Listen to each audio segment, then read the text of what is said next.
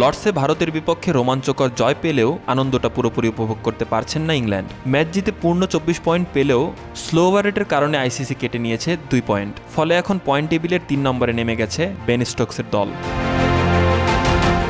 বুধবার আইসিসি জানায়, ম্যাচ চলাকালীন নির্ধারিত সময়ের তুলনায় 2 ওভার পিছিয়ে ছিল ইংল্যান্ড। নিয়ম অনুযায়ী প্রতি ওভার পিছিয়ে থাকার জন্য দলটির ম্যাচ ফির 5% কাটা হয়। 2 ওভারের জন্য 2 পয়েন্টও কেটে নেওয়া হয় টেস্ট চ্যাম্পিয়নশিপ থেকে। এই কাটা পড়া 2 পয়েন্টের ফলে ইংল্যান্ডের পয়েন্ট এখন 22, শতকরা হার 61.11। আগে তাদের পয়েন্ট ছিল 24, শতকরা 66.67। নতুন করে 2-এ উঠে এসেছে শ্রীলঙ্কা। ওয়েস্ট ইন্ডিজকে হোয়াইট ওয়াশ করা অস্ট্রেলিয়া আছে 1 নম্বরে শতভাগ পয়েন্ট নিয়ে।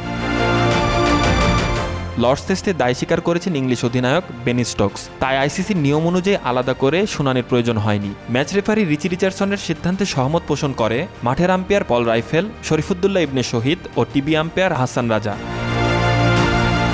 টেস্ট চ্যাম্পিয়নশিপের আগের আসরেও স্লো ওভাররেটের কারণে ভুগেছিল ইংল্যান্ড। অ্যাশেজে 4 ম্যাচে 19 ও নিউজিল্যান্ডের বিপক্ষে 3 পয়েন্ট কাটা পড়ে তাদের, যার কারণে ফাইনালে জায়গা করে নিতে পারেননি তারা। চলমান সিরিজে 2-1 ব্যবধানে এগিয়ে থাকলেও স্লো ওভাররেট আবারও ভাবিয়ে তুলছে স্টোকসদের। জয় পেলেও কাটা হলো পয়েন্ট। প্রশ্ন থেকেই যায়, শিরোপার পথে ওভাররেট কি আবারও ইংল্যান্ডের জন্য বাধা হয়ে দাঁড়াবে?